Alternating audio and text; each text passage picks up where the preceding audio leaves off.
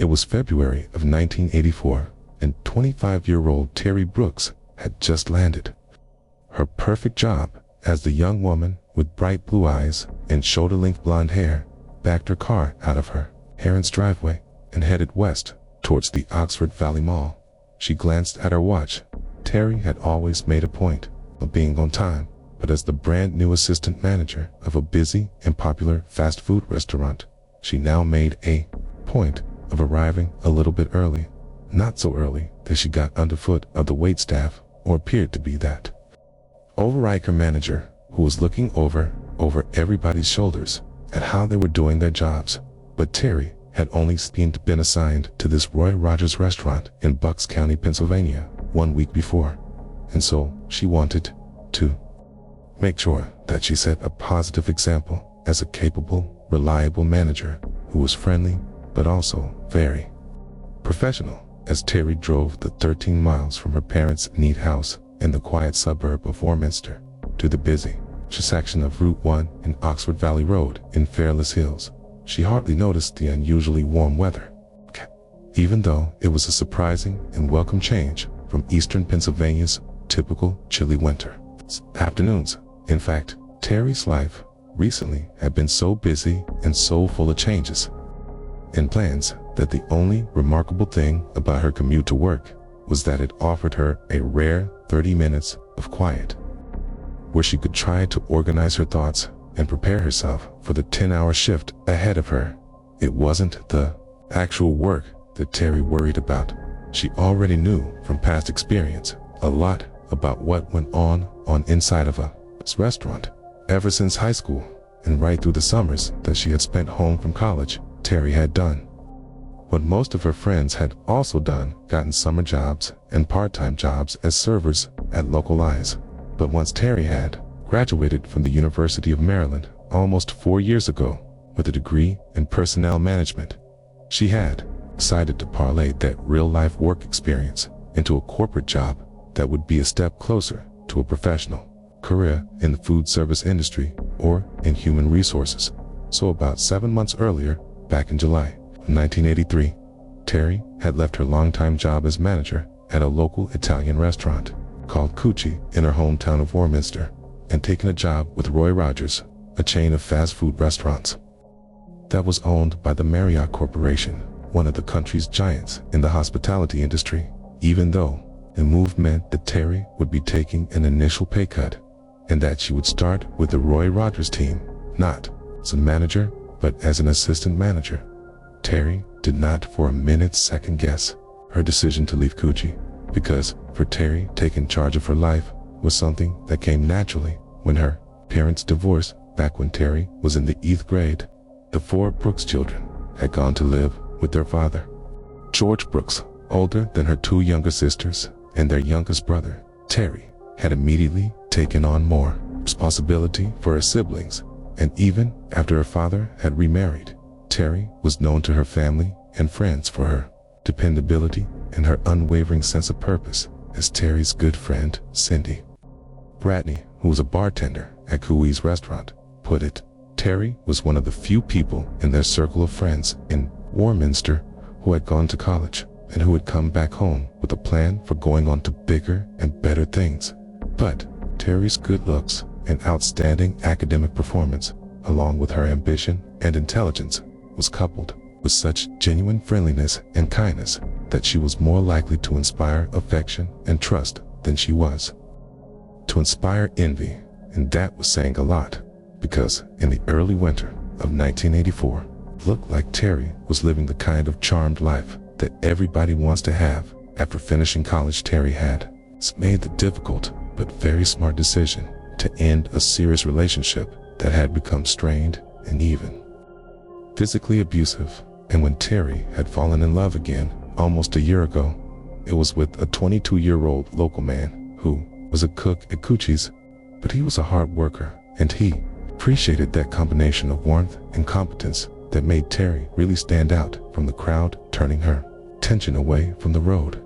Just for a moment, Terry glanced down at the engagement ring on her left hand.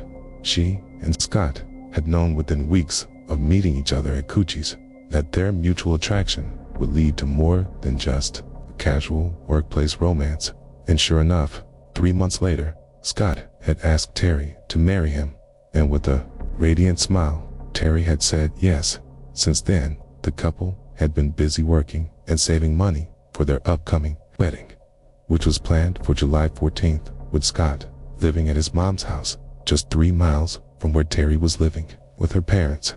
The two of them had just decided the week before that they could afford to put money down on a 10-day honeymoon to Hawaii.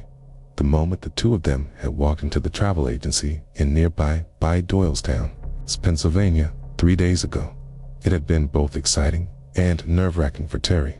The sight of the brochures that described Hawaii's sandy beaches, rugged coastlines, waterfalls, rainforests, and volcanoes suddenly made both the honeymoon and the wedding seemed not only very real, but also very close. As Terry passed by the shops and strip malls and slices of farmland and cornfields that stretched out along either side of Route 132 East, she suddenly felt overwhelmed. There was so much to do and plan over the next 5.5 weeks, starting with the shopping trip she and her stepmother would make tomorrow to see if they could find a wedding gown for Terry for Scott. Terry's career change also meant a few adjustments, mostly that Terry's new job with Roy Rogers meant that they would no longer see each other every day at Coochie's, where they both used to work. But Terry and her family had appreciated the effort Scott made to check in on her now that she was working the night shift at a restaurant much further away from her home in Warminster. Although the Fairless Hills Roy Rogers was not located in a high-crime area, the clientele and overall vibe of the restaurant were very different from that of Coochie's. Instead of a local customer base and quiet location, Terry's Roy Rogers was stationed right at the intersection of two heavily used major roadways by design. The fast food restaurant, with its Western theme and signature roast beef sandwiches, was a brightly lit, glass-sided cube of warmth. An invitation that was intended to entice an endless stream of hungry travelers, many of whom would never return. But so far, any trouble that Terry had experienced at work had not come from customers. Instead, it had come from Roy Rogers' staff. 2 months earlier, while training at a different Roy Rogers, Terry had had a very nasty confrontation with an employee who, Steve Daly, blew up at her, called her terrible names, and became physically aggressive. Management had immediately fired this guy, but for a while, he still came back to the restaurant as a customer and sat glowering at Terry and her staff from one of the tables. More recently, at the Roy Rogers in Fairless Hills, her Roy Rogers, as she liked to remind herself, there had been an issue with one of the cash registers coming up $40 short at the end of a shift. Terry had had her suspicions about an employee named Barb who worked at her location. But soon after Terry had confronted her staff, the missing money had turned up, returned to the safe so it was probably no wonder, Terry thought to herself as she approached the intersection of North Oxford Road and US Route 1, that Scott was concerned about her safety and often came to sit in the restaurant after closing to make sure she and any other late-night staff were not left there alone. Seeing the Roy Rogers sign in the distance, Terry reminded herself to call Scott later that evening and tell him that she'd be later than usual that night, since she had to catch up on some important paperwork. As Terry turned on her car blinker and prepared to enter the Roy Rogers parking lot, she also made a mental note to let Scott know that she'd be fine. There was no need for him to come by and sit with her. It was Friday, February 3rd, and Terry knew Scott had an early shift the next morning, and there would be 2 teenagers staying there with her in the restaurant cleaning until about 1:30 a.m. So Scott didn't need to worry. Terry would not be alone a minute later, and Terry had parked the car and turned off the engine.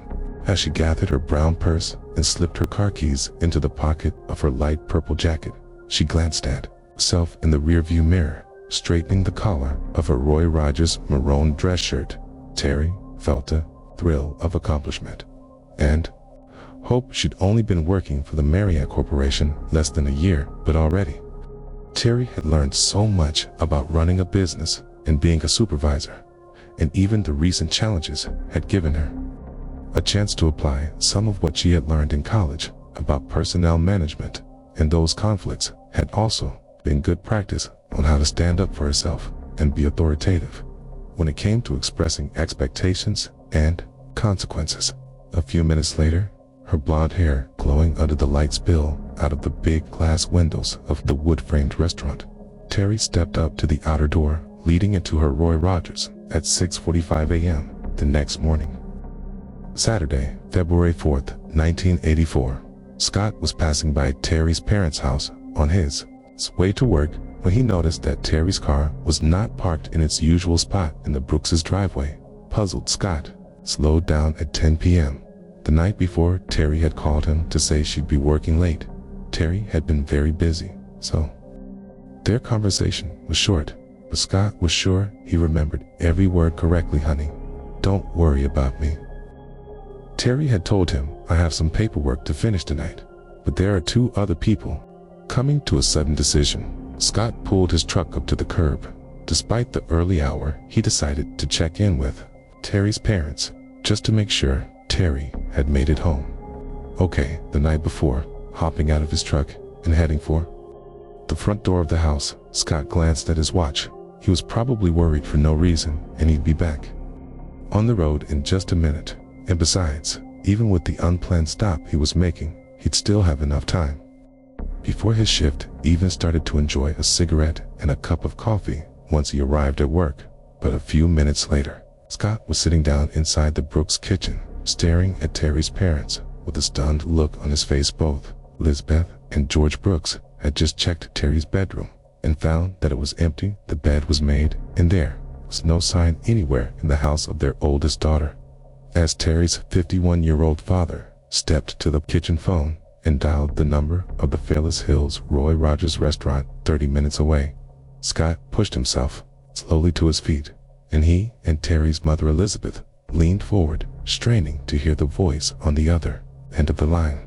The call was answered by a police officer 1 hour earlier at about 6 o'clock a.m.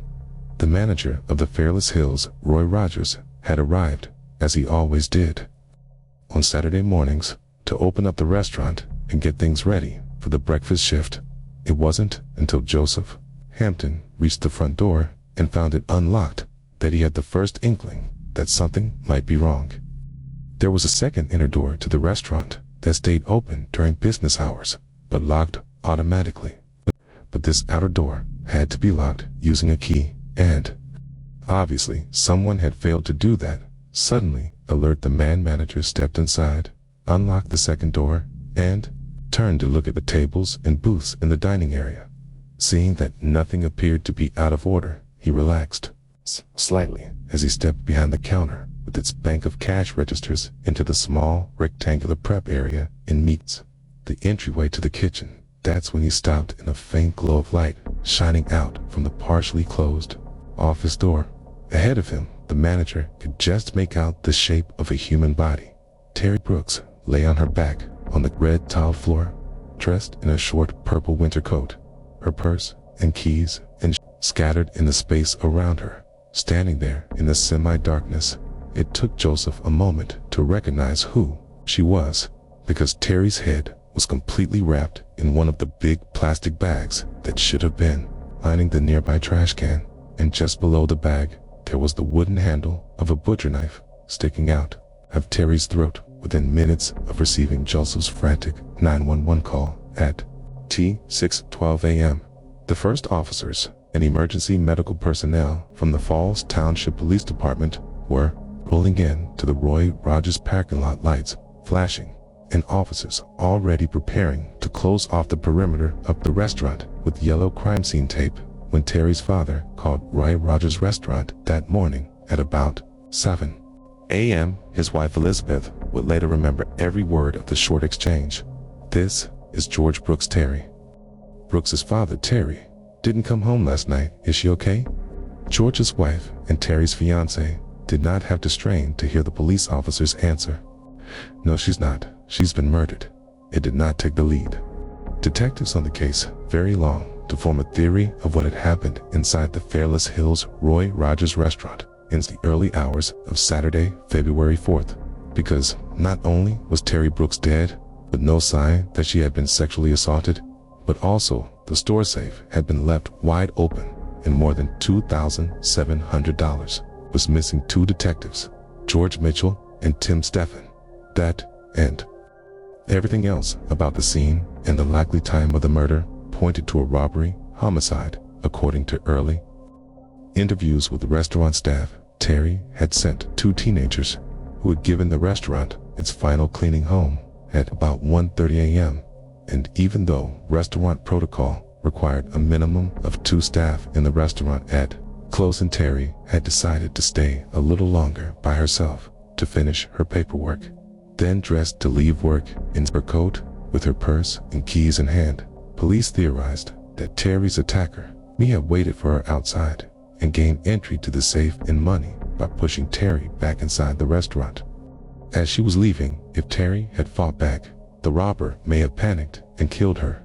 Police also considered the possibility that someone had entered the restaurant before it closed and had hidden somewhere inside with the intent of robbing the safe. In either scenario, robbery and money were the primary motives, and Terry tragically was just in the wrong place at the wrong time. And it wasn't just the crime scene that suggested this had been a robbery gone wrong. It was this particular robbery. Against a backdrop of other recent robberies in the same region during the last several months, law enforcement in and around Bucks County, Pennsylvania, had received so many reports of restaurants being burglarized that police and the media had nicknamed the perpetrator or perpetrators the Freezer Bandits. But given the brutality of Terry's murder, police also considered the possibility that there was a personal element to the crime, and that one of Terry's co-workers was the robber, and they had disliked her enough that finding her inside the restaurant, they decided to kill her. Even as crime scene techs were busy gathering physical evidence at Roy Rogers and the deputy coroner was collecting evidence from Terry's body, police investigators were at the Brooks residence out in Warminster, taking statements from Scott and Terry's parents, since the majority of homicides are committed by a spouse or partner. Scott was an obvious person of interest, but there was nothing in Scott's story or in statements from Terry's friends and family that suggested he had a motive or connection to the crime. Terry's mother confirmed that her daughter had called Scott at about 10 p.m. the night before to say she was working late and he didn't need to stop by, and according to Elizabeth, there was nothing to indicate that the couple had quarreled or that the phone conversation was anything other than affectionate, and there was nothing in the couple's recent behavior that suggested trouble. Just 3 days earlier, Scott and Terry had paid for their honeymoon to Hawaii, and on the day of her murder, Terry and her stepmom had been looking forward to going shopping together for Terry's wedding gown. Where police did see red flags was in the description that heard from family and friends about Terry's relationship with her ex-boyfriend, and at the same time that investigators were tracking down that lead and corroborating the statements of Scott and Terry's family and friends. Detectives interviewing Terry's co-workers quickly learned about Terry's confrontation 2 months ago with Steve Daly that led to him being fired, and they also heard about the more recent incident involving the $40 missing from one of the Roy Rogers cash registers. But it wasn't long before Township Falls investigators pursuing all of these various leads began running into one dead end after another in quick succession. They eliminated Terry's old boyfriend as well as Steve Daly from the suspect list. The ex-boyfriend had moved to California and had an airtight alibi. As for Steve Daly, he also had an alibi.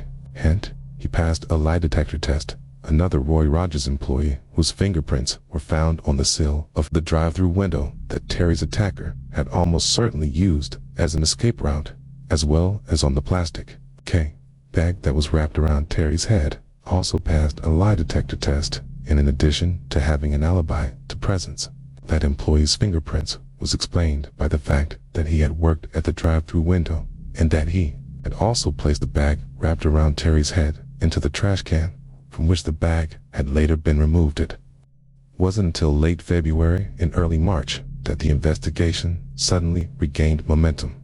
That's when two more female workers at fast food restaurants within a 100-mile radius of Fairless Hills were attacked in separate incidents. Both crimes appeared to be. The young woman was stabbed to death, but the man arrested for that murder turned out to have no connection to Terry's death. And by the end of March, police had also captured the so-called freezer bandits and determined that they too had no connection to Terry's death. By July 14, 1984, the date set for Terry and Scott to get married, the investigation into the murder of Terry Brooks had gone cold, despite a $5,000 reward from the Marriott Corporation for information that would lead to the arrest of Terry's murderer, and despite asking for help from law enforcement in other states, as well as from the FBI, and at the request of Terry's family, even consulting 3 psychics, the Falls Township Police Department had run out of lead suspects, and the resources necessary to continue the investigation over the next 10 years. Terry's family suffered. George Brooks's hair turned white, his cheeks lost their fullness, and his smile, so like his daughter Terry's, rarely appeared on his face. George had bought Scott a new suit to wear to Terry's funeral, which was held on February 8, 1984, when there was still so many leads in the investigation. Key into Terry's murder that police were practically working around the clock. But after that service, as the investigation stalled, the Brooks family lost touch with Scott, and a decade later, Scott would eventually marry and go on to have a child with Terry's 3 siblings to take care of George and Elizabeth Brooks.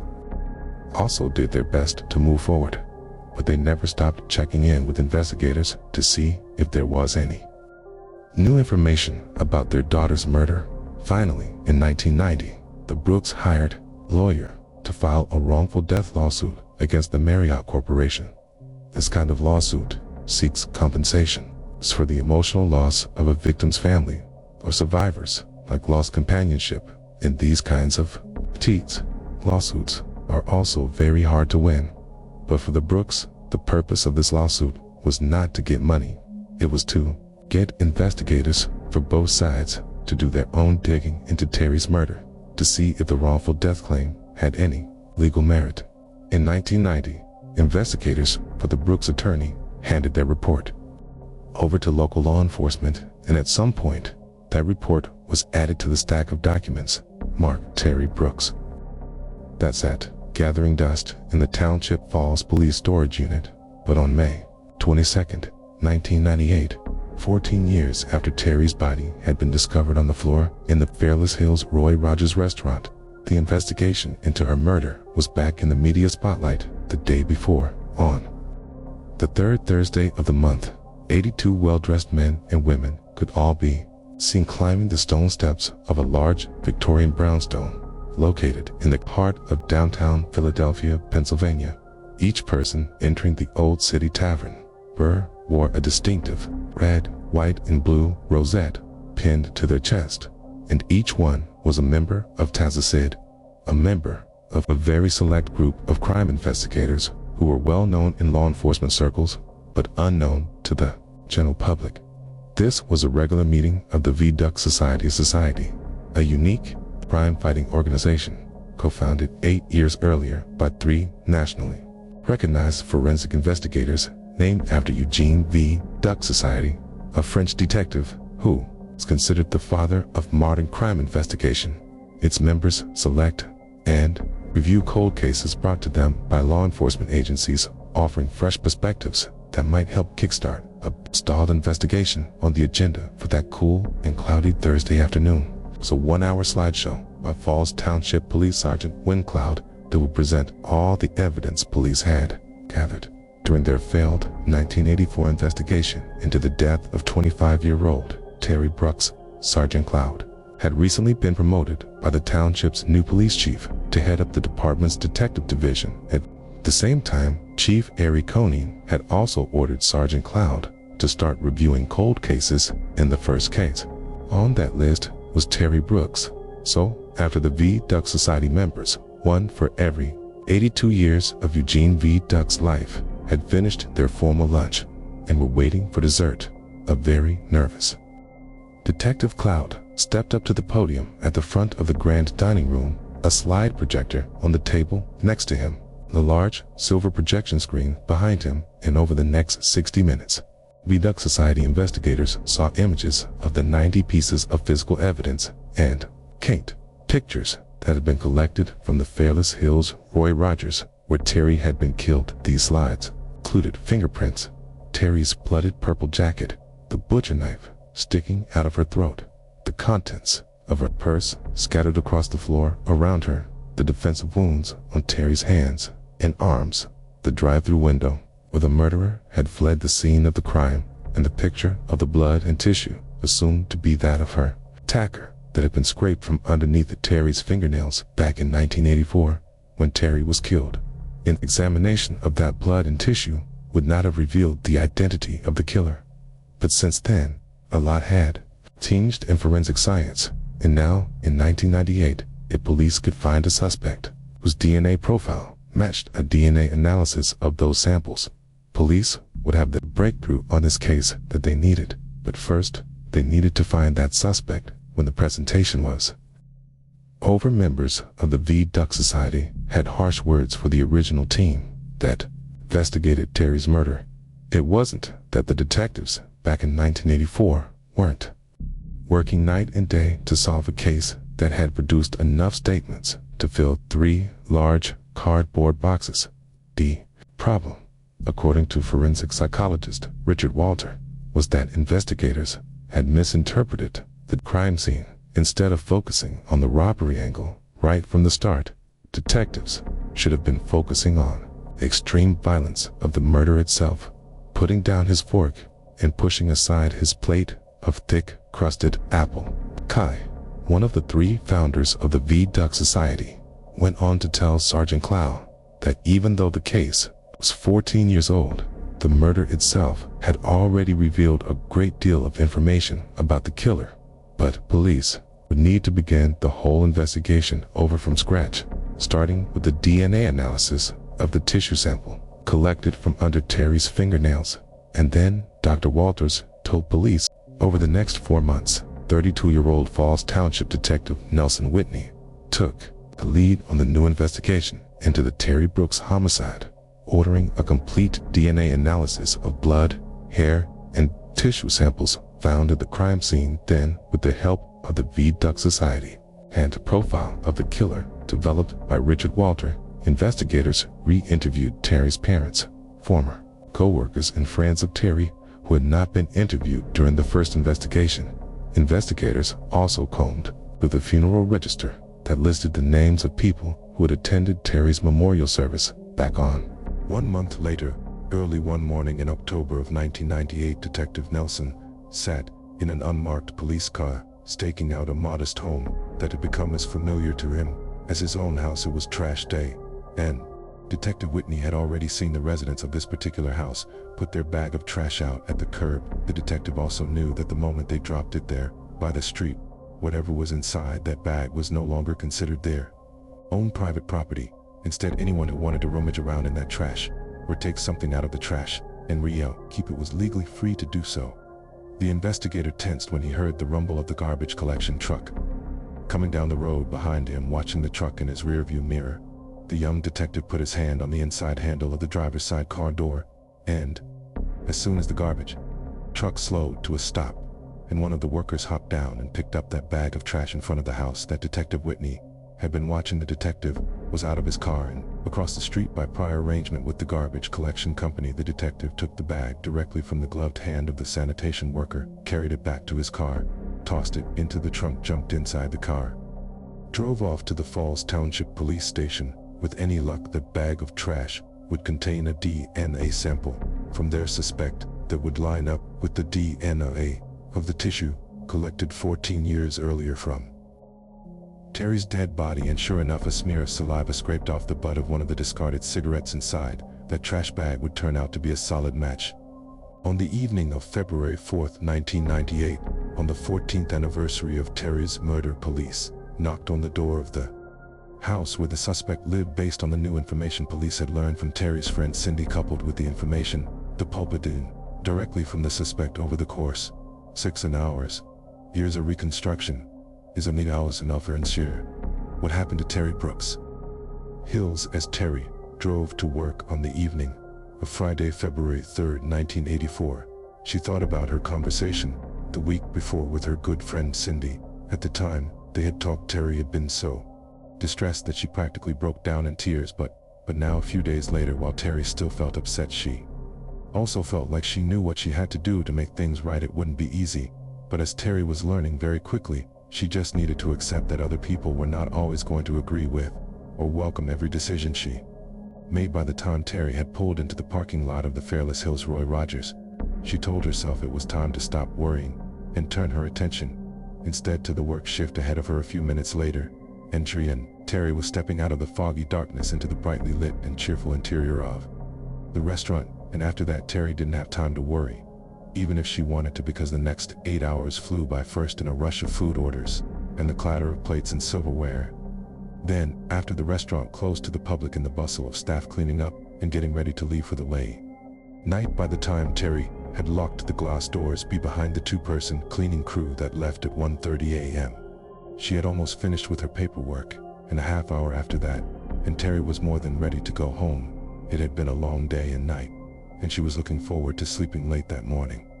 Pulling on her short winter jacket and reaching for her brown purse, Terry glanced around the office to make sure everything was in its place for the next day.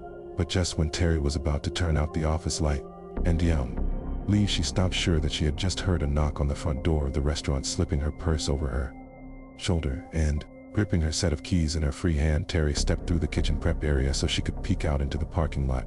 Recognizing the person standing outside, Terry relaxed, but only slightly. Letting out a deep breath, she walked forward to open the doors for her unexpected visitor. Half an hour earlier, when the two-person cruising crew had left Roy Rogers, Terry Killer had already been watching the restaurant from the parking lot next door for 30 minutes. Even without the car engine and heater running, the night was so unseasonably warm that inside of the car was still comfortable. Not that the killer would have noticed anyway.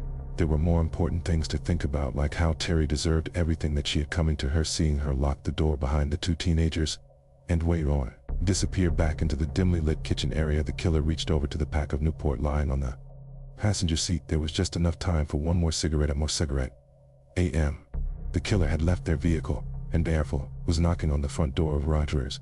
A few minutes later, the killer had followed Terry towards the back of the restaurant until they were both standing on the red tiled floor just outside of the kitchen. Only now the two of them weren't just talking, they were arguing, and this time Terry was not backing down. And in response to what Terry had to say, Terry's killer suddenly stepped forward and hit Terry in the face. The blow was so hard it literally lifted Terry out of her moccasin-style shoes and sent her flying. She landed flat on her back, her keys and the contents of her purse skittering off in every direction.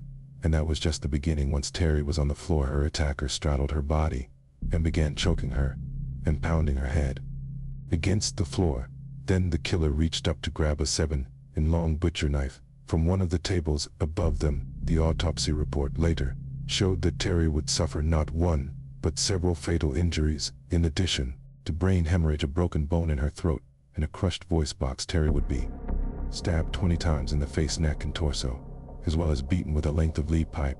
But even as she was dying, Terry fought back after her attacker had stabbed a knife once through her neck. Terry threw her hands, arms up to protect herself, and in doing that her fingernails dragged along the surface of the attacker's skin. It wasn't until the second knife strike severed Terry's spinal cord and left her paralyzed that she finally lay still, her arms falling outstretched to either side of her body. The tip of the knife had dug so deeply into the floor that Terry's throat was pinned to the hard red tiles. Unable to scream or move, Terry stared up into the face of her killer. Still, it wasn't over. Breathing heavily with excitement, Terry's killer got up off the floor and, stepping to the nearby trash can, pulled out the clear plastic bag that lined the bin. Returning to where Terry lay trapped, her killer bent down and wrapped the bag around her head, and then watched as Terry's final breaths created a film of condensation Inside the suffocating layers of plastic, a minute later the killer had turned away, cracked away and gathered up all the bills inside. Then, with a last look around the killer pushed open the drive-through window, climbed over the sill and dropped down onto the pavement below before running at a crouch back to the adjacent parking lot. There was the sound of a car, engine starting, and then the soust turning out onto Route 1 to head home 14 years later. These two questions that forensic psychologist Richard Walter asked at the May 21st meeting of the V-Duck Society would in fact lead police straight to Terry's killer. The first question was, who would Terry trust and know well enough to let into the restaurant at 2 a.m. the morning she died? And the second question was, who had such intense feelings for Terry that their attack would have been brutal enough to kill her several times over? There was only one answer: Terry's devoted fiance, Albert Scott Keefe. It would turn out that when police reopened the investigation into Terry's death, Terry's friend Cindy Bradney would tell investigators that just the week before Terry was killed, Terry had confided that she was thinking of calling off her July 14th wedding. 8 months into her engagement, Terry had begun to have serious second thoughts about spending her life with Scott. It turned out he had a bad temper, and he was jealous and very possessive of Terry. Terry had begun to feel that the real reason he came to sit with her at Roy Rogers while she closed the restaurant had less to do with concern over her safety and more to do with ungrounded suspicions that she might be seeing other people. Scott also had money problems, and so he was angry when Terry left Coochie's restaurant, where they both worked for a lower-paying job at Roy Rogers, when Terry had walked into the Doylestown travel agency with Scott 3 days before she was killed and deemed paid for the couple's honeymoon. Terry may have realized that the time had come to end her engagement or delay the wedding before it was too late, and according to Dr. Walter and other V-Duck Society members who would later review the investigation into Terry's murder, the safe at Roy Rogers may have been robbed, but the real motive of Terry's death had never been money. Instead, this had been a complex and personal murder committed by someone driven by both anger and retaliation, someone who would rather kill Terry many times over than allow her to walk away from their relationship. Everything else about the crime, the robbery, jumping out of the drive-through window, Scott appearing later that morning at the Brooks' house full of concern over not seeing Terry's car in the driveway, all of that had been pure misdirection. But now, 14 years later, on February 4th, 1998, armed with the DNA from one of Scott's discarded new cigarette butts that was tied to the hair and tissue found at the crime scene, investigators finally had the physical evidence they needed to bring Scott into the police station for questioning. By then, Scott and his wife were divorced, and Scott's life seemed to have come full circle. He was once again living with his mother in Warminster and working at an Italian pizzeria the next town over. Confronted with the new DNA evidence, new witness statements that described serious tensions in Scott's relationship with Terry, and the fact that he had failed a lie detector test in the early hours of February 5th, 1998. Scott confessed to the murder of Terry Brooks in a final twist to a case that had now captured national attention. Police also revealed that the report filed by investigators looking into the wrongful death lawsuit the Brooks had filed back in March 1990 had also listed Scott Keefe as the most likely person to have murdered Terry. The report also included the witness statement that placed Scott in the parking lot adjacent to Roy Rogers about an hour before Terry was killed. Almost 2 years later, on Monday, June 5th, 37-year-old Scott Keefe was convicted of first-degree murder and sentenced to life in prison without parole. Terry's father, George Brooks, died before Scott's trial, succumbing to a long illness just 15 months after he was confirmed that Scott had been arrested for killing his daughter in February of 2004. Months before Scott's trial, Terry's family won its wrongful death lawsuit against Marriott Corporation.